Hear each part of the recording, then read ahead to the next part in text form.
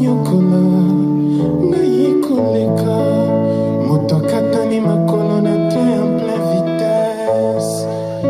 atala ndenge obaye motema nanga metabolisme ya nzoto ezangi moya ya kozongisa motema ya moto oyo bomi